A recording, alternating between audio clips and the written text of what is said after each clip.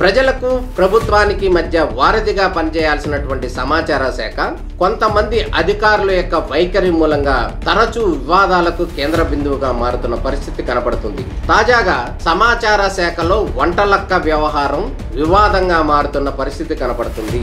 ఇంతకీ ఎవరి వంటలక్క?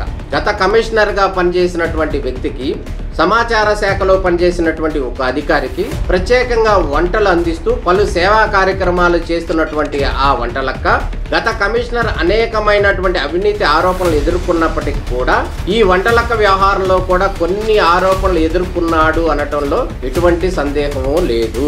అయితే ఆ కమిషనర్ మీద విజిలెన్స్ ఎంక్వైరీ పడటం, మిగతా వ్యవహారాలు గనక పక్కన పెడితే తాజాగా సమాచార శాఖ డైరెక్టర్ గా హీమాన్ శుక్లా పదవీ బాధ్యతలు చేపట్టిన సందర్భంలో కూడా సమాచార శాఖలో ఆ వంటలక్క కనబడటం, ఇంతేకాదు ముఖ్యమంత్రిగా చంద్రబాబు నాయుడు ప్రమాణ స్వీకారం చేసిన సందర్భంలోనూ, చంద్రబాబు నాయుడు పోలవరం విజిట్ చేసి అక్కడ పరిశీలించిన సందర్భంలోనూ సదరు వంటలక్క ప్రత్యేకంగా కనబడటం ఆశ్చర్యం కలిగిస్తుంది.